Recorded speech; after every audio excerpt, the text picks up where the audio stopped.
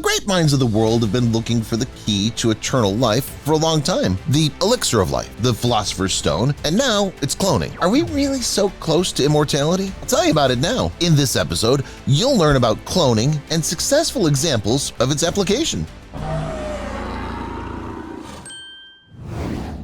Cloning. What's the first thing that comes to your mind when you hear this word? Some imagine a fantasy world and superheroes, others imagine the same people from their favorite TV series, and some think of Dolly the sheep. By the way, I'll tell you about it later. So what's really hidden under this word? Basically, a clone is a group of genetically identical organisms or cells. And since the same person is completely made up of these very cells, it turns out that a clone is an exact copy of a person or any other creature. Despite this, we should not think that since the cloning process is developing every year, very soon we'll be able to create our own exact copy. No, it's thankfully banned at the state level, and it's supported by almost no one. In addition, some religions also consider the process unacceptable to society. Although cloning of multicellular organisms remains a matter of controversy, it's necessary to understand the meaning of the term cloning in a broad sense. It refers to the creation, either naturally or artificially, of several genetically identical organisms. The term, in the same sense, is often applied to unicellular organisms and cells of multicellular organisms. Who says that only humans need to be cloned? Why can't we create some separate organ, resurrect ancient animals, invent something new and perfect from already available data? Turns out that this is not something that can simply be done. It has to be studied and trained. I'll tell you about these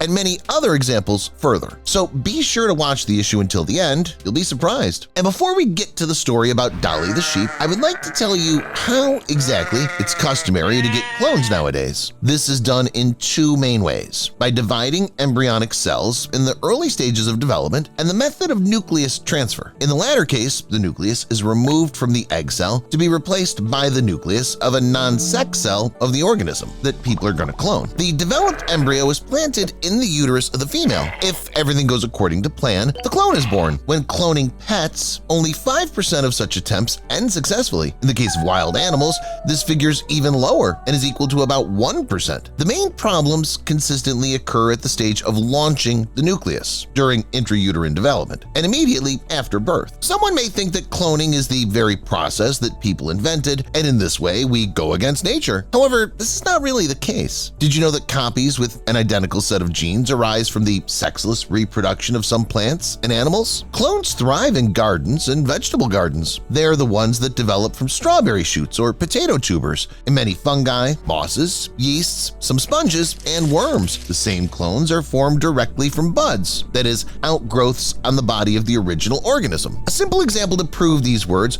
would be the common sea urchin. When it's approached by larger and more dangerous predators, it either divides in two or grows a kidney with a second complete embryo being obtained. Firstly, this division will make both individuals smaller, and the chances of their survival will increase significantly. Secondly, the duplicate urchin will have a better chance of reproducing offspring. So in some cases, the original individual may sacrifice itself in favor of continuation of the species, although in essence, she will sacrifice only a fraction of herself. After all, her exact clone will remain unharmed. By the way, it's sea urchins that were the first participants in successful tests on the topic of cloning. As a result of all these experiments, science had learned that the necessary amount of information for further development is in each cell of the embryo, and then it was time to try the same thing on larger creatures. Dolly the sheep. Yes, she was the pioneer of animal cloning. Despite the fact that tests were conducted on a huge number of other creatures before, the glory, coincidentally, fell on her sheep shoulders. In 1996, the nucleus for transfer was first taken from a frozen mammary gland cell of an adult animal, and the experience was a success. Previously, cloning had involved transferring a nucleus from either another egg or an embryo into an egg cell. In the Dolly experiment, it was different. An egg was taken from one parent, with the nucleus being removed. From the other parent,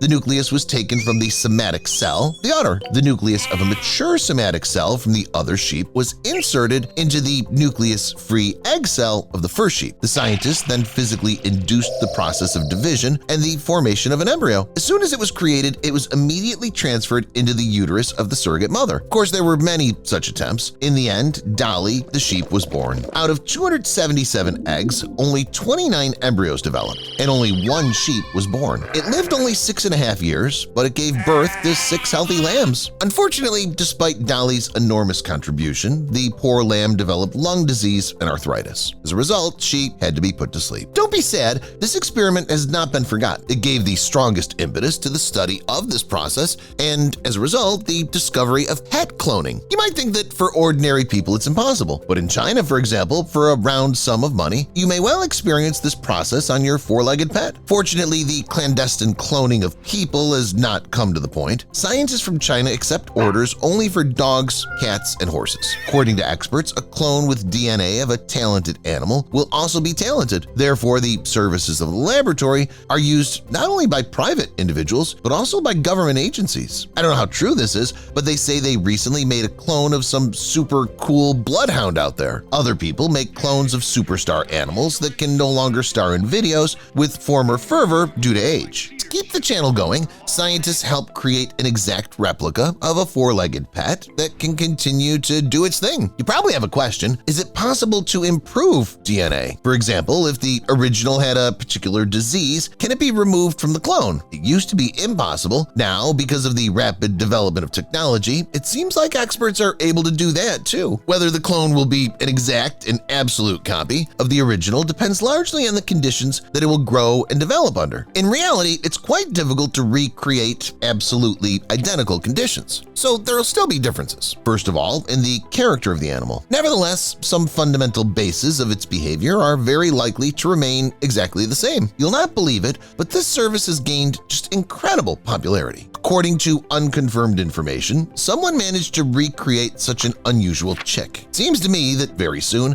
the cloning process will seep into other countries. How do you feel about it? Do you consider it a complete nonsense, an injustice, or do you find it a great opportunity to resurrect a pet? I wonder if I'm the only one who thought of ancient creatures at that moment. I mean, what would happen if we cloned a mammoth or something? Wouldn't that be the coolest and most unusual project in the world that would also help scientists? Yes, if it were possible, that's exactly what it would be. But alas, according to most experts, the resurrection of mammoths and other long-extinct creatures is impossible. Despite this, at the moment, there are technologies that someday will probably allow us to revive components of extinct species, that is, some of their external features. A simple example, humans cannot revive a mammoth. However, they can take an ordinary African elephant, slightly tweak its DNA, and make it grow fur and form a thick layer of subcutaneous fat that it could survive even the Arctic cold. Actually, there are plenty of reasons why a full-blown revival is unlikely, ranging from purely technical difficulties to ethical questions about species manipulation to the ecological challenges of releasing a revived species into an environment where it hasn't been for many thousands of years. Again, let's look at this using mammoths as an example. At the moment, there are several groups of scientists trying to clone them, that is, revive them using a process identical to that used with Dolly the sheep. But only to do this is very difficult, at least because of the fact that the process requires living cells. Scientists expect to find them in the frozen bodies of ancient monsters. However, it's very problematic to do this. The process of cell decay begins immediately after the death of the creature, and it's not a fact that the permafrost was enough to slow down this process. But if the researchers do manage to do it, science could be turned upside down. We'll have access to a real ancient creature that will inhabit an artificial but exactly the same biome as it did many millions of years ago. This will allow us to track its behavior and learn something new. So since people are willing to resurrect mammoths, why don't they try to recreate whole and, most importantly, healthy organs for humans? This will seem like nonsense to some of you, but humans have actually learned how to make replicas of body parts, all because of the fact that in the last 10 years, the number of patients who need the same donor kidney has grown by leaps and bounds. Hundreds of thousands of people are waiting in line for organ transplants, and this fact can't help but be frightening. Just imagine how the whole world would change if people, for example, printed missing body parts on a 3D printer. By now, you're probably thinking, what the hell is a 3D printer? But this, my friends, is reality. The process of printing a new ear for one of the patients took only 10 minutes. It took place in the year 2022. To create the implant, scientists used cells and tissue from the patient herself. The American company removed 0.02 ounces of cartilage from the deformed ear, and then the printer made the new ear using cells and so-called bioinks. Once doctors place this very ear under the patient's tissue, the tissue healing process will begin on its own. As a result, the organ will have a natural appearance and full full functionality. Seems that this is a real fantasy and it should be limited to the ear, but no, experts have gone even further and learned to clone even blood vessels or organs. For example, often used for printing collagen, fibrin, and other materials yield under their own weight. This issue was solved by using a special composition based on gelatin microparticles. As a result, the final tissues have little mechanical resistance. This allows them to remain quite dense and at the same time biocompatible. Subsequently, they can even be used as a heart, as they'll be made from the patient's native material. Thus, no foreign object will be suspected by the body and everything will be successful. It's said that such a heart will have the full functionality of its natural counterpart. Apparently, everything is going according to plan for the scientists. They're inventing new ways to save people. However, they can't keep track of the bees. These flying aggressors were bred in Brazil in 1956 in another experiment. The goal of the experiment was to produce a new species of bee that would be calmer, hardier, stronger, and more productive. Due to the hot climate, the classic European bees didn't feel very well, so it was decided to make their improved clones. The crossbreeding experiment took place in a special laboratory at the Genetics Center of the University of Rio Claro. To prevent anything unforeseen from happening, people installed special shutters there, and they watched the test subjects every day. The experiment continued quite successfully for about a year, until one day the unexpected happened. For unknown reasons, these protective shutters were pulled back, and all 26 bee families broke free. There was no end to the scientists' sadness. At the same time, there was something comforting about it. They were relieved by the thought that even so, they would do no harm to nature. The bees were not yet ready for life in the wild, so no one was betting on 1 week of their independent existence. As it's usually the case, things didn't go according to plan. The hybrid bees didn't just adapt to the weather conditions, they began to feel like real kings. These aggressors wiped out several native bee species, they scared away rare parrots, they robbed the birds of almost all suitable nesting sites, and they made farmers' sweet lives miserable. Moreover, Africanized bees began to multiply particularly rapidly, and there was nothing anyone could do about their population. No matter how hard people may have tried, it was all in vain. Several tens of thousands of individuals are always ready to rush into attack, covering the intruder with a living layer, and then they sting. They sting until the unfortunate victim gets out of their sight or stops showing signs of life. Sounds very scary, but it's not always that such experiments end sadly. For example, scientists have cloned a slug recently. They introduced some changes into its genome and got a real, the most conscientious and effective assistant. You've got to make amends to the farmers after that incident with the bees, right? Well, the helper slug prefers to eat salt bushes, sow thistles, dandelions, nettles, and other plants that are so annoying to gardeners. Of all the weeds, it prefers ash weeds. At the same time, the unique mollusk completely ignores such delicate and tasty plants such as hostas and strawberries. Currently, work is underway to adapt the slug to feed on ground elders and ragweeds. Simply put, people have invented a creature that hurts no one and eats vegetation that's harmful to the environment. I think it's a very cool idea, even though it sounds a little made up. I don't even know if such creatures can actually exist because no evidence of this research has been published yet. The desert is lifeless, only the sun and sand. Is it really so? Let's find this out. Fennec. This is the name of this cute and miniature fox that roams the expanses of the Central Sahara. Despite the fact that this creature lives in the desert, it doesn't forget about food and deliberately stays close to the thickets of grass and thick bushes, which provide it with shelter and food. Along with this, such conditions protect the fennec fox from predators. As an additional defense, this cute animal also digs underground passages through which it often moves from one point to another. In fact, in the case of the fennec fox, the situation in the desert suits it just fine. Fennec foxes know from which animals to expect danger and live in a group of 10 congeners. Each one contributes to the overall safety, and because of this, they successfully endure even the most difficult times. Although, to be honest, I think this fox could live alone. It's very agile and nimble, as well as being able to jump very high. With a height of up to 8 inches and a body length of 16 inches, this beautiful fox jumps 27.5 inches high. In addition, even when out hunting and seemingly in an open area, the fennec fox still feels protected. It's all about its beautiful sandy color, which blends in with the terrain. The smallest member of the Canidae family doesn't worry about the heat, and it's not even about the water or the vegetation it lives near. It's all about its incredible ears, which can reach up to 6 inches in length. Their main purpose is to to cool the body in the heat of the day. And thanks to the special structure of its feet, the fennec fox doesn't worry about hot sand. One thing that faded into the background in its life is water. Of course, it's necessary for it to live, but since it's usually scarce in the deserts, the fennec fox has learned to retain moisture inside its body for a long time. Sandcat. The species of these lovely animals was discovered in Algeria in 1858. Subsequently, sandcats were discovered by zoologists of different countries and places very far from the original discovery. Almost always, people thought that they discovered something new, and only after some time did they finally realize that this was a common subspecies of the sandcat and not some unique animal. The length of the cat's body is from 24 to 35 inches, and about 40% of the total length is its tail. The small animal reaches only 12 inches in height. It rarely weighs more than 5.5 pounds. It would seem that with such size, it should be the first to seek shelter in the bushes, hide there, keep its head down, and pretend that it's not there at all. But it's not like that at all. The small animal has chosen an extreme way of living, life in the Sahara.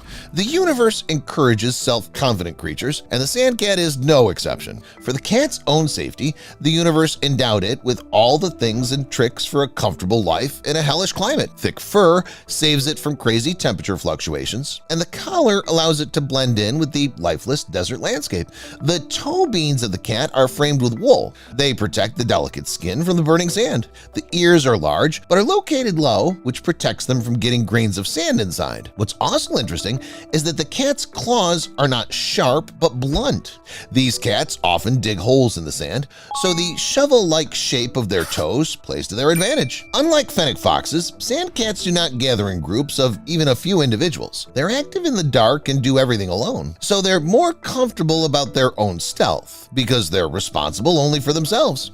In addition, in search of food, the cat can run up to 6 miles. Why would it need someone that, in theory, may get tired or simply fall behind? The cat's diet includes desert rats, lizards, spiders, snakes, birds, and their eggs.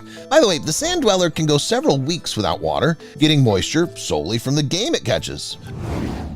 Northwest African cheetah. Yeah, you heard that right. Cheetahs live in the desert too. Amazing, isn't it?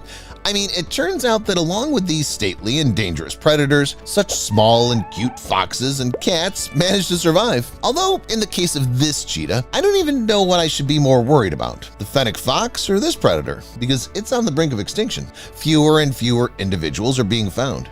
In 2008, it was thought that there were less than 250 representatives of the subspecies. And no, of course, no one confused this cheetah with its relatives or vice versa. The Northwest African cheetah is distinguished by its short coat, which is almost white with spots that go from black on the spine to light brown on the legs. There are few or no spots on the face, and tear stripes are often missing. As befits most creatures that live in deserts, these cheetahs are active at night. They're not fools to run under the scorching sun at temperatures of 104 degrees Fahrenheit. The main prey of the Northwest African cheetah is antelopes, which have adapted to the arid environment. But on the other hand, this cheetah is not averse to eating some hares. As the cheetah has adapted to its environment, it's learned to go without water for long periods of time. The liquid for it is the blood of its own prey. Saharan silver ant. If you think that these are the next creatures that follow the path of least resistance and are active only at night, you are wrong. They've come up with their own survival strategy, thanks to which they manage to maintain their population and get everything they need for a happy existence. To begin with, Saharan silver ants are active during the day, right in the middle of the heat. Of course, they do this not out of stupidity, but because it's during this period of time that competition in the desert is minimal. None of the predators are engaged in hunting. None of them does walk on the sand, which means no one bothers. Thus, the Saharan silver ants can find food for them and bring it into their house. However, in this case, the main thing is not to get carried away. No matter how hard they try, the temperature around is simply abnormal in any case. Therefore, the ants usually spend no more than 10 minutes of time on one such walk. If they stay in the heat longer, they'll get heat stress. But how do they manage to hold on for even those 10 minutes? What do they do for that? Actually, the ants have quite a lot of tricks and features. All of them are very useful. For example, before leaving home, they produce several protections that allow them to tolerate high temperatures up to 128 degrees Fahrenheit for a certain period of time. These proteins are called heat shock proteins, and they help maintain cell structure at extreme temperatures. If in other creatures they're produced only after the fact, that is, when they're already bad from the heat, these ants have learned to generate them before going out under the scorching sun. The second mechanism that helps them survive in such harsh conditions is their silver hairs that cover their upper body. The hairs reflect radiation well in the visible and infrared ranges and act as a cooling radiator. They reflect just over 90% of the light that falls on them. Oh yes, I almost forgot to tell you that these ants are also very fast runners as other desert ants, the genus they belong to. In fact, their speed is one of the fastest in the world, judging by the ratio of distance to body length. In a second, they can overcome 33 inches, which is more than 100 lengths of their body. It's clear why they're so fast, because in 10 minutes they need to collect enough food to feed the entire colony. Sand monster. However, not all creatures in the Sahara Desert are peaceful and known to science. There are a number of creatures that are legendary, and if someone encounters them in person, then they do not return home. One of these is this sand monster, a giant snake from the Sahara, which has become something of a local god for local tribes. The locals say they've personally seen it many times. Allegedly, the snake can swallow a whole camel. Curiously, it's not a representative of the classic and well-known species. It has a strange crest on its head. It's believed that it's in this crest that the venom of this snake lurks. And it uses the toxin not only for defense, but often for attack. In order not to waste energy, the snake sprays venom and paralyzes the enemy in a matter of seconds. It's impossible to hide from this because the toxin is so concentrated and dangerous that it burns through any obstacle in its path. Adzi.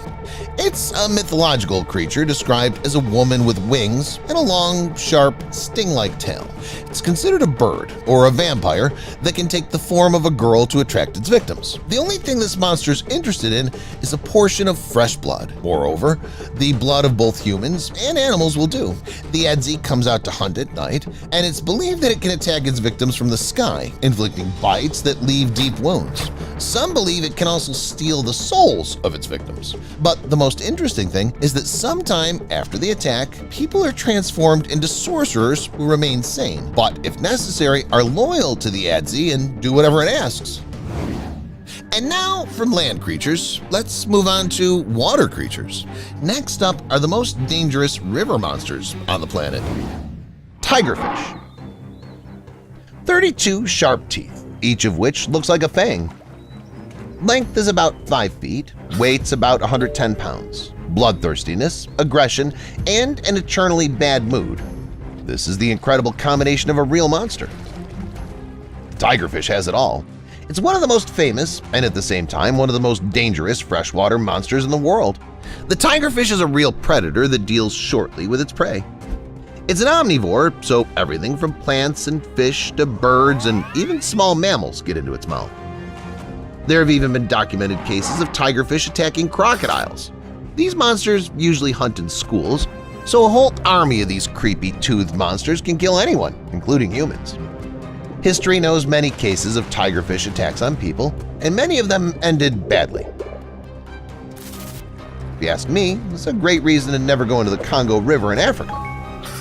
Tigerfish are mostly found there. Bull shark. Wherever but in rivers, we do not expect to see sharks. After all, these monsters live in seas and oceans, and it would seem that at least in the rivers we can get away from them. Yes, but not from the bull shark. These predators, which are considered the most dangerous and aggressive of all the sharks in the world, often enter freshwater rivers, swimming long distances upstream. They are so comfortable in fresh water that entire populations of these sharks exist in some rivers. For example, several hundred of these monsters live in the Brisbane River in Australia. They can also be found on other continents, the Americas, Asia, and Africa. In Africa, by the way, these ferocious creatures are not afraid to attack even hippos. Theoretically, bull sharks can easily live in a river or a lake all their lives. But this still doesn't happen. These monsters prefer to reproduce in saltwater. Begarius. Every nation has its own scary legends about creepy creatures. There's such a legend in India as well, only it turned out to be not quite a legend but a reality. The main protagonist, or actually antagonist, is the catfish called Begarius or Goonch. This is a species of local catfish distinguished by a particular ferocity and ruthlessness. It's believed that they reach 6.5 to 10 feet in length and weigh about 330 pounds. Goonch catfish mostly burrow on the ground and rise to the surface only for food. Having found something edible, the catfish seizes its prey, drags it to the bottom, and devours it. That'd be all right, but even humans become its prey. Since the 1990s, several cases of attacks on local people have been recorded. It's believed that the locals themselves are to blame for spawning such monsters. According to one version, Begarius' predilection for human flesh was formed because of an ancient Indian custom. After the funeral pyres, local residents lower the remains of deceased people into the rivers, which are dragged away by river inhabitants. Over time, Goonch catfish like this new diet, and now they eat not only the remains but also living people. Catfish in general are capable of surprising. In many ways, they're often presented as fairly harmless creatures with funny mustache.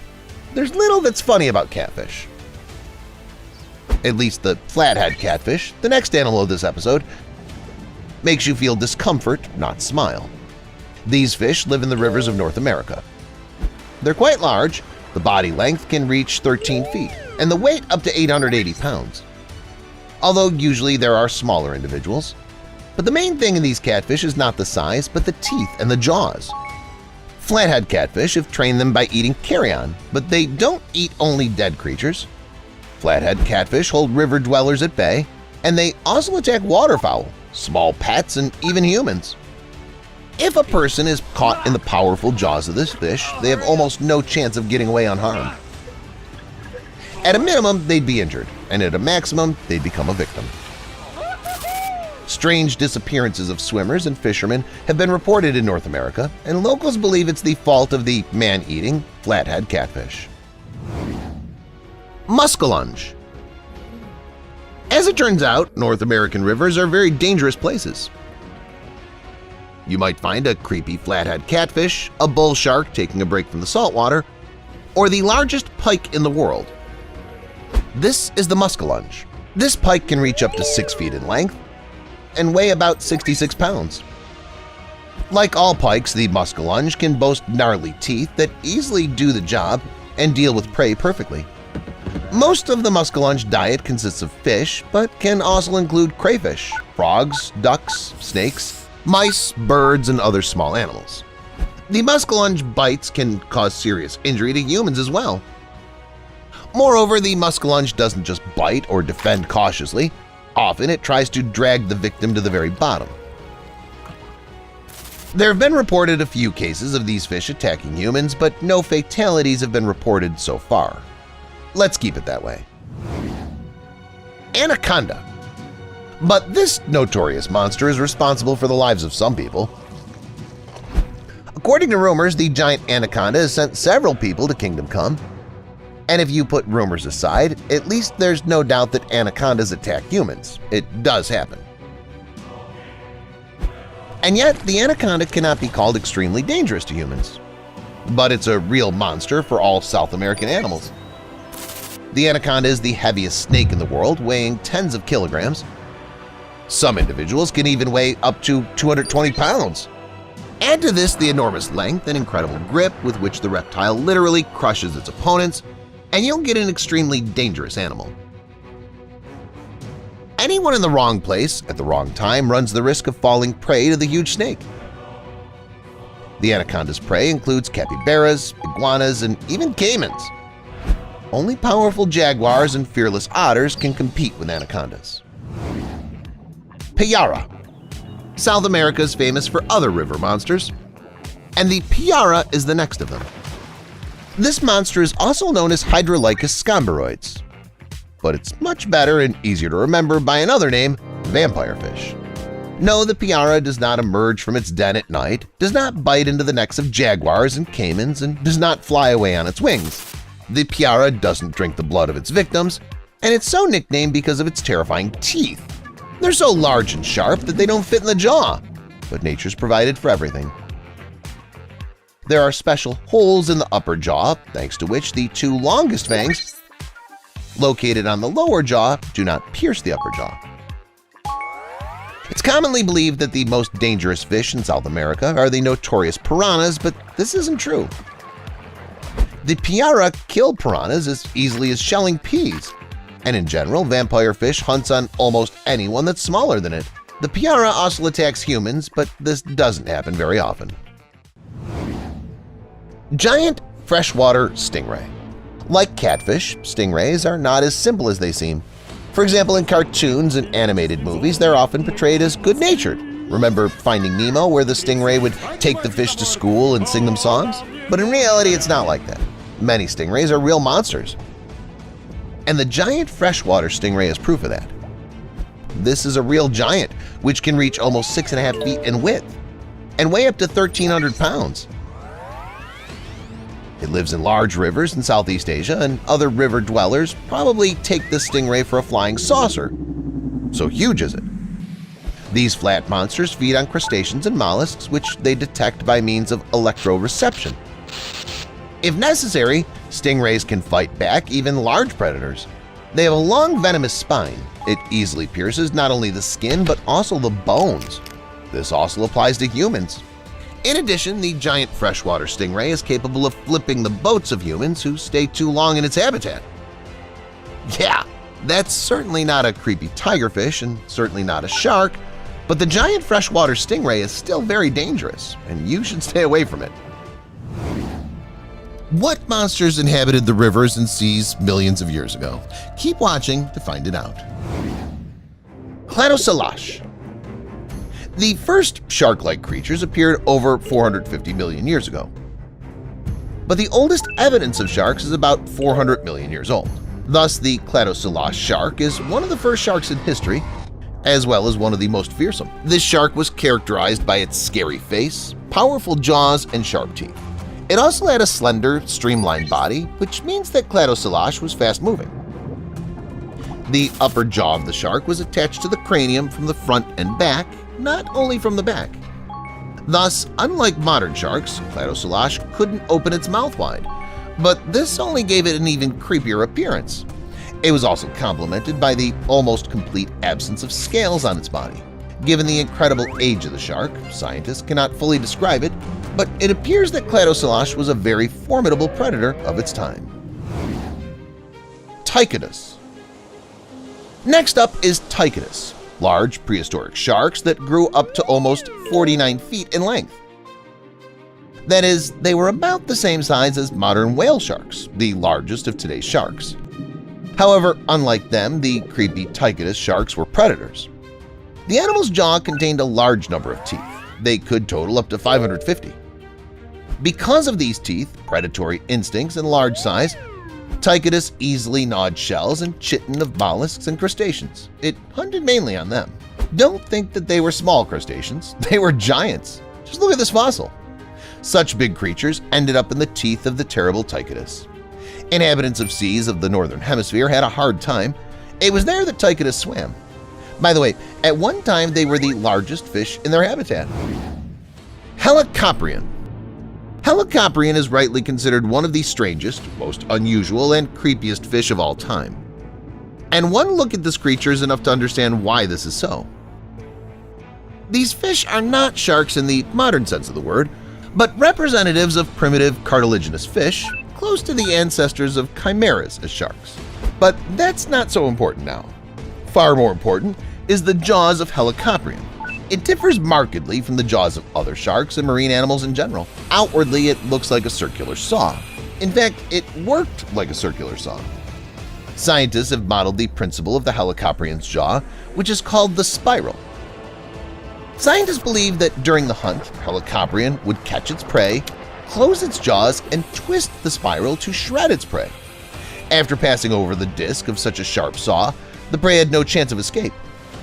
Helicoprion inhabited our planet about 290 to 254 million years ago, and at one time was definitely one of the most dangerous animals in the world. Cretosrhynia. Cretosrhenia, or the Ginsu shark, is often compared to the modern great white shark. It makes sense. They're even similar in appearance. But Cretosrhenia was bigger. It was up to 26 feet long and weighed over 3 tons. Like modern great white sharks, the Ginsu shark was one of the main predators of the world ocean. These monsters didn't hesitate to attack even such dangerous creatures as mosasaurs. This is confirmed by the findings of scientists who found teeth marks from the Cretosrhenia on the bones of small mosasaurs. These sharks also hunted on large turtles, plesiosaurs, bony fish, and other sharks. As a rule, the hunt was successful. The strong and smooth teeth of these sharks allowed them to kill relatively large animals with ease. And many of their preys were simply swallowed whole. Scientists believe that Ginsu sharks rushed at their enemies at high speed so that the blows were as powerful and effective as possible. However, Ginsu sharks themselves became preys as well. Mosasaurs took revenge on these sharks for their congeners. The extinction of Cretosrhenia is often attributed to the fact that large mosasaurs flourished. And the next shark never went extinct, though it may also be called a prehistoric shark. I'm talking about the goblin shark. Many of you have definitely heard about it. This unusual shark is called a living fossil. It's believed that the first goblin shark appeared on our planet as early as 125 million years ago. These sharks have managed to survive a lot to live to this day. The goblin shark is one of the creepiest sharks of all time, and not only among its prehistoric relatives. It has a snout with a long outgrowth, long jaws that can extend far out, a pinkish coloration, some vessels showing through the skin, and so on. No matter how you look at this creature, you can't call it beautiful. Fortunately for us, it's almost impossible to encounter the goblin shark in the wild. It lives at a depth of 650 feet, hunts in the dark on squid, fish, and crabs, and has no intention to rise to the surface. However, it's bad news for scientists. Because of this, they cannot properly study the prehistoric species. So the goblin shark still remains poorly studied. Thanks for watching. What impressed you the most in this episode? Let me know in the comments and subscribe to the channel.